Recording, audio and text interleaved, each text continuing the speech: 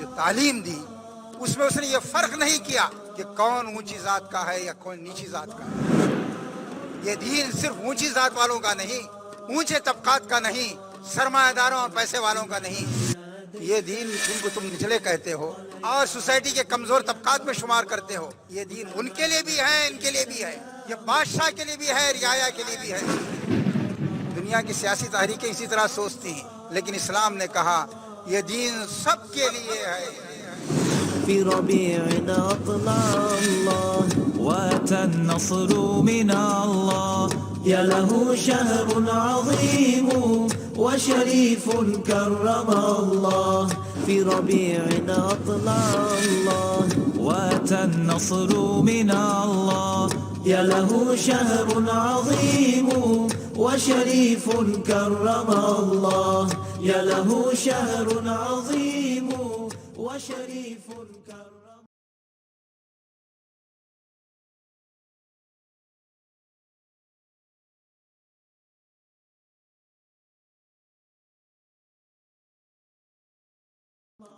الحمد للہ وکفا وسلام علی عبادہ الذین اصطفیٰ اما بعد.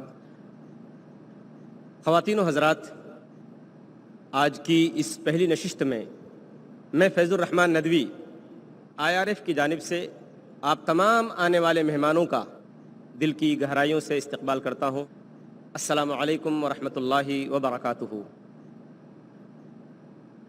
آج کی اس نشست کے پہلے مقرر میں جناب مولانا جلال الدین صاحب عمری امیر جماعت اسلامی ہند سے گزارش کروں گا کہ وہ اسٹیج پر تشریف لائیں.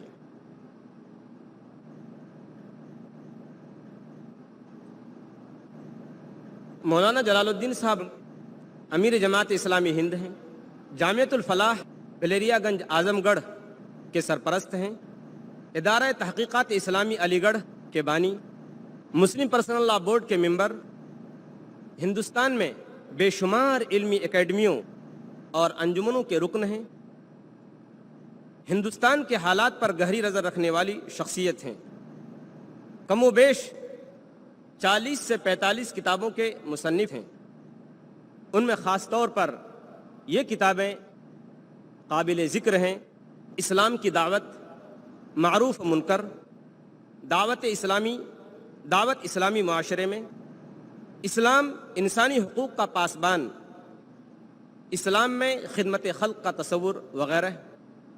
اس کے ساتھ ساتھ آپ تحقیقی اور علمی اسلوب، سنجیدہ گفتگو اور ہندوستان کے حالات پر گہری نظر رکھنے والی شخصیت کے مالک ہیں. میں ان سے گزارش کروں گا کہ آپ اپنے خیالات کا اظہار سامعین کے سامنے فرمائیں اور آپ کی جو تقریر ہے جس کا عنوان ہے اسلام سب کے لیے، اس کے بارے میں آپ روشنی ڈالیں. جناب مولانا جلال الدین عمری صاحب امیر جماعت اسلامی ہند.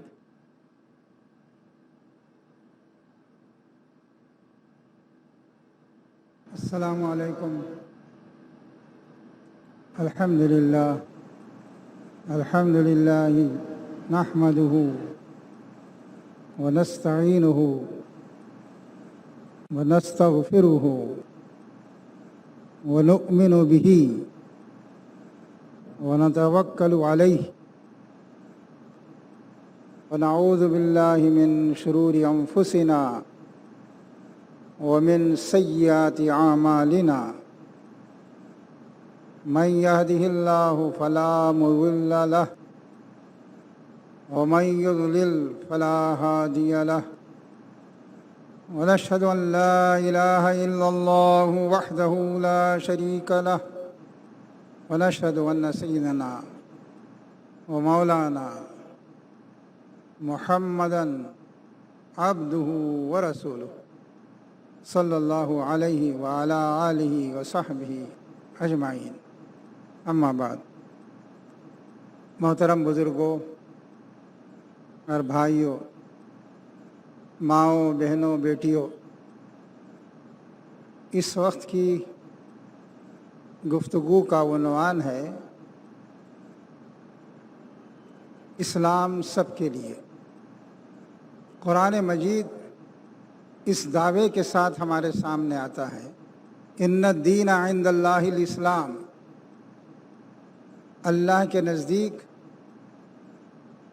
دین صرف اسلام ہے۔ یہ بات مشرکوں سے بھی کہی گئی، یہودیوں سے بھی کہی گئی اور عیسائیوں سے بھی کہی گئی کہ دین تو اللہ کے نزدیک بس اسلام ہے۔ اور یہ بھی کہا گیا اس دین کے علاوہ کوئی دین اللہ تعالیٰ کے نزدیک قابل قبول نہیں ہے۔ وَمَن يَبْتَغِ غَيْرَ الْإِسْلَامِ دِينًا فَلَن يُقْبَلَ مِنْهُ وَهُوَ فِي الْآخِرَةِ مِنَ الْخَاسِرِينَ۔ جو کوئی اسلام کے علاوہ کوئی اور دین اختیار کرے گا، کوئی بھی شخص، کہا کہ کوئی بھی شخص جو اسلام کے علاوہ کوئی اور دین اختیار کرے گا، فَلَن يُقْبَلَ مِنْهُ، اس کے اس دین کو اللہ تعالیٰ قبول نہیں فرمائے گا، اسے اللہ کی سند یا سینکشن حاصل نہیں ہوگا۔ وَهُوَ فِي الْآخِرَةِ مِنَ الْخَاسِرِينَ۔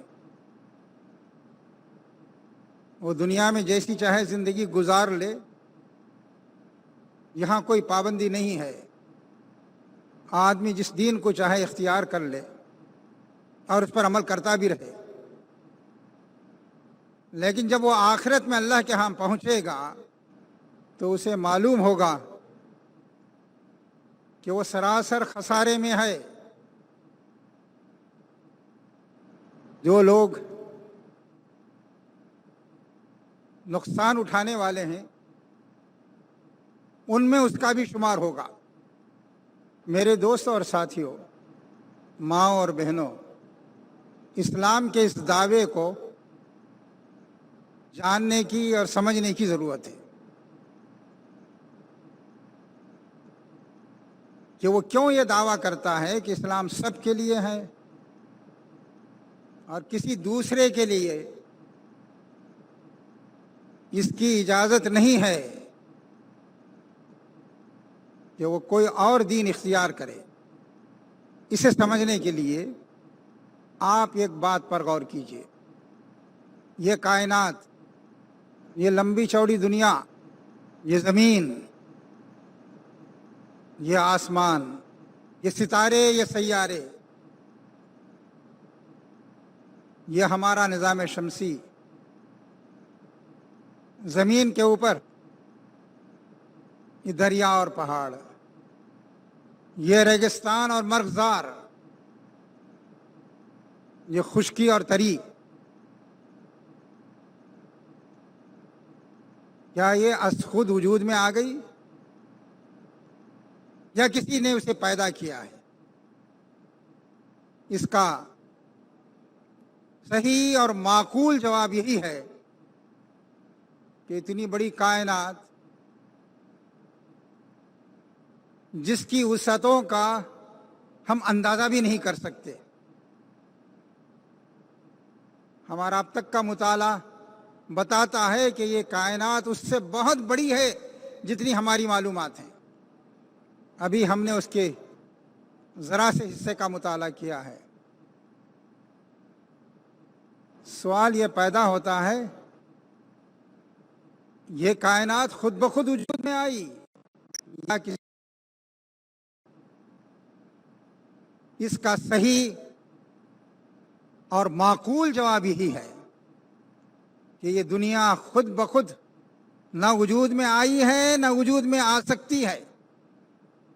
اس لیے اس کے بارے میں آدمی کو کوئی کنفیوژن نہیں ہونا چاہیے، کوئی الجھن نہیں ہونی چاہیے کہ اتنی بڑی کائنات کو، اتنی بڑے یونیورس کو، اس زمین آسمان کو یقیناً کسی ہستی نے پیدا کیا ہے۔ اسی کو ہم اللہ کہتے ہیں، خدا کہتے ہیں، گاڈ کہتے ہیں، ایشور کہتے ہیں۔ کوئی ہستی ضرور ہے جس نے یہ دنیا پیدا کی ہے، اور اس دنیا میں انسان اس کا ایک چھوٹا سا حصہ ہے، بہت چھوٹا حصہ۔ اسے بھی اسی نے پیدا کیا ہے۔ آپ کا یہ ماننا کہ یہ دنیا خود بخود وجود میں نہیں آئی ہے، بلکہ اللہ نے اسے پیدا کیا ہے، بہت بڑی حقیقت کو تسلیم کرنا ہے۔ اس کے بہت دور رس نتائج ہیں۔ یہ کوئی معمولی بات نہیں ہے کیا آپ نے کہہ دیا ہاں خدا ہے، ہاں اس کائنات کا پیدا کرنے والا ایک ہے، اسے ہم اللہ کہتے ہیں۔ قرآن یہ کہتا ہے کہ اس بات کو ماننا کہ خدا ہے، اس نے یہ دنیا پیدا کی ہے، وہ اسے چلا رہا ہے، اسی نے ہم کو بھی پیدا کیا ہے،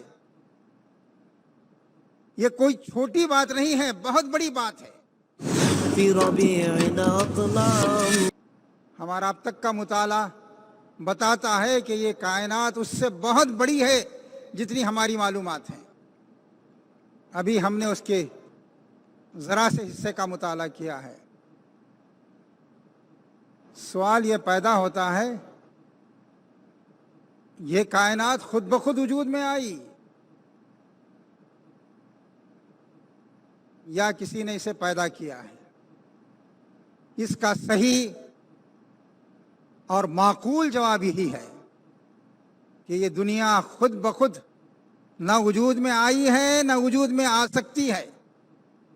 اس لیے اس کے بارے میں آدمی کو کوئی کنفیوژن نہیں ہونا چاہیے، کوئی الجھن نہیں ہونی چاہیے کہ اتنی بڑی کائنات کو، اتنی بڑی یونیورس کو، اس زمین آسمان کو یقیناً کسی ہستی نے پیدا کیا ہے۔ اسی کو ہم اللہ کہتے ہیں، خدا کہتے ہیں، گاڈ کہتے ہیں، ایشور کہتے ہیں۔ کوئی ہستی ضرور ہے جس نے یہ دنیا پیدا کی ہے، اور اس دنیا میں انسان اس کا ایک چھوٹا سا حصہ ہے، بہت چھوٹا حصہ۔ اسے بھی اسی نے پیدا کیا ہے۔ آپ کا یہ ماننا کہ یہ دنیا خود بخود وجود میں نہیں آئی ہے، بلکہ اللہ نے اسے پیدا کیا ہے، بہت بڑی حقیقت کو تسلیم کرنا ہے۔ اس کے بہت دور رس نتائج ہیں۔ یہ کوئی معمولی بات نہیں ہے کیا آپ نے کہہ دیا ہاں خدا ہے، ہاں اس کائنات کا پیدا کرنے والا ایک ہے، اسے ہم اللہ کہتے ہیں۔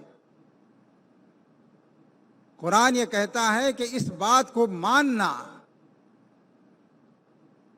کہ خدا ہے، اس نے یہ دنیا پیدا کی ہے، وہ اسے چلا رہا ہے، اسی نے ہم کو بھی پیدا کیا ہے، یہ کوئی چھوٹی بات نہیں ہے، بہت بڑی بات ہے۔ اس کے بعد آپ کا اللہ سے تعلق پیدا ہو گیا ہے۔ اس بڑی کائنات کے مالک سے آپ کا تعلق جڑ گیا ہے۔ اسے کوئی معمولی بات نہ سمجھیے۔ اس کی چھوٹی سی مثال یوں لیجئے، ایک شخص کہتا ہے کہ فلاں میرا باپ ہے، یا ایک شخص کہتا ہے کہ فلاں شخص میرا بیٹا ہے۔ ظاہر ہے کہ اس بے شمار انسانوں کے درمیان جب اس نے اقرار کیا ہے کہ یہ میرا باپ ہے، تو اس کے ساتھ بہت سے حقوق اور ذمہ داریاں اس پر عائد ہو جائیں گی۔ اگر وہ کسی کے بارے میں کہتا ہے کہ میرا باپ نہیں ہے تو اس کی ذمہ داریاں نہیں ہیں، وہ ذمہ داریاں جو باپ ہونے کی حیثیت سے آتی ہیں۔ یا اگر کوئی شخص یہ کہتا ہے کہ یہ میرا بیٹا ہے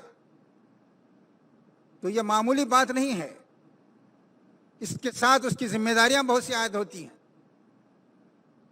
قانونی ذمہ داریاں بھی، اخلاقی ذمہ داریاں بھی۔ کسی چیز کا کمٹمنٹ یا اقرار کہ ہاں ایسا ہے، آدمی پر بڑی ذمہ داریاں عائد کرتا ہے۔ آپ جب یہ کہتے ہیں کہ اس دنیا کو خدا نے پیدا کیا ہے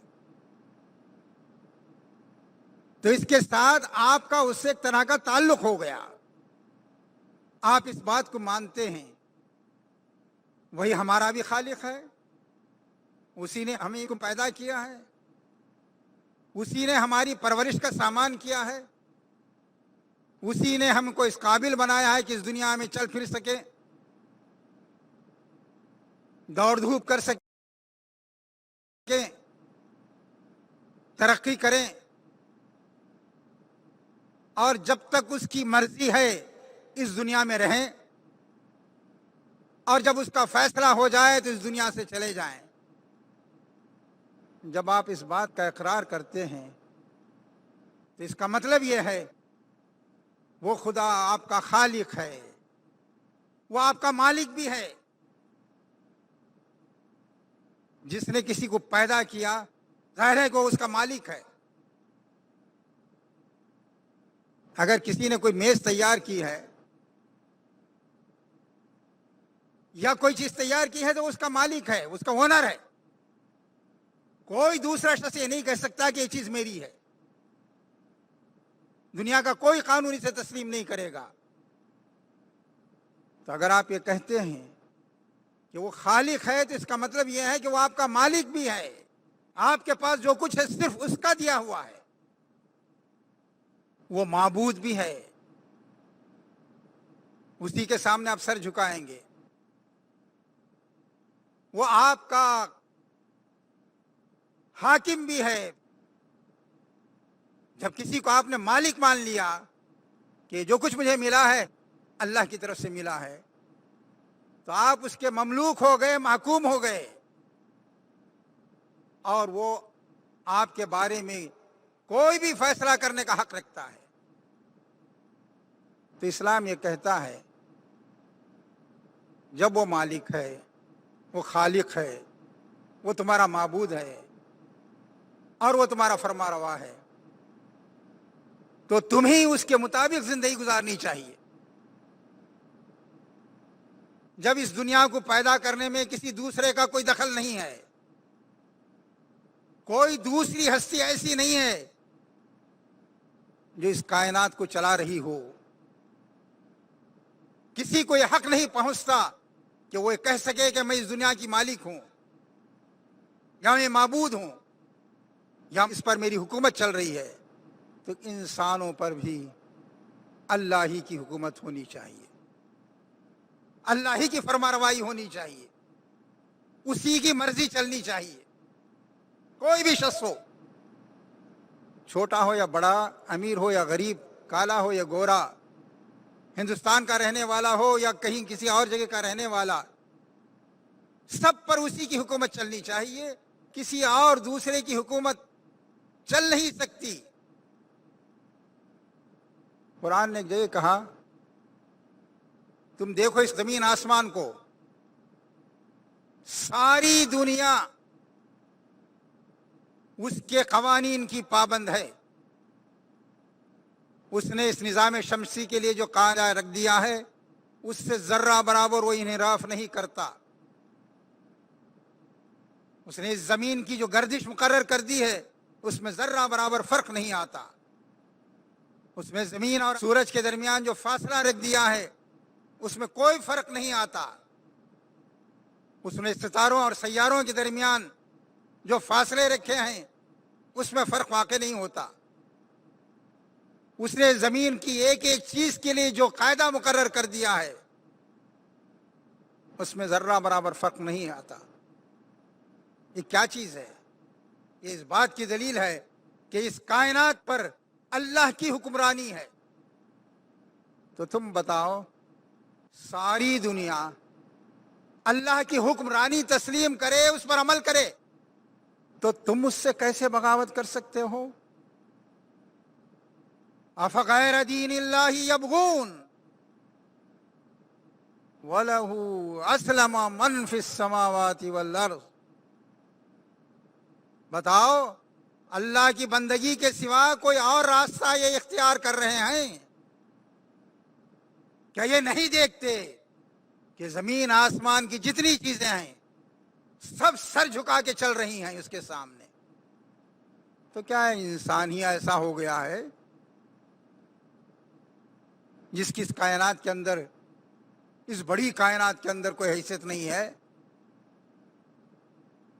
کیا وہی ایسا ہو گیا ہے کہ اللہ کی اطاعت سے بغاوت کرے؟ کہا کیا وہ اللہ کے دین کے علاوہ کوئی اور راستہ تلاش کر رہے ہیں، جبکہ وہ دیکھ رہے ہیں کہ زمین آسمان کی جتنی چیزیں ہیں، کوئی بڑے سے بڑا سیارہ ہو یا ننھے سے ننھا سا ذرہ، سب اس کے قوانین کے پابند ہیں. تو انسان کے لیے کہاں سے گنجائش نکل آئی کہ وہ کوئی دوسرا راستہ اختیار کرے؟ تو کہا کہ ساری دنیا اس کے سامنے جھک چکی ہے. اگر تم اس کے سامنے سر نہ جھکاؤ تو اس کا مطلب یہ ہوگا کہ یہ پوری دنیا جس راستے پر چل رہی ہے اس کے خلاف راستہ تم اختیار کر رہے ہو. یہ زمین، یہ آسمان، یہ چاند، ستارے، یہ دریا اور پہاڑ جس قانون کے تابع ہیں اس سے ہٹ کر تم چل رہے ہو. میرے دوستوں اور ساتھیوں، اسلام اسی کا نام ہے. اسلام نام ہے اس بات کا کہ آدمی اپنے آپ کو اللہ کے سامنے جھکا دے، سرنڈر کر دے، یہ کہہ دے مالک میرے اوپر تیرا حکم چلے گا، تیرے علاوہ کسی کا حکم نہیں چلے گا. یہ ہے اسلام، اپنے آپ کو اس کے سامنے ڈال دینے کا.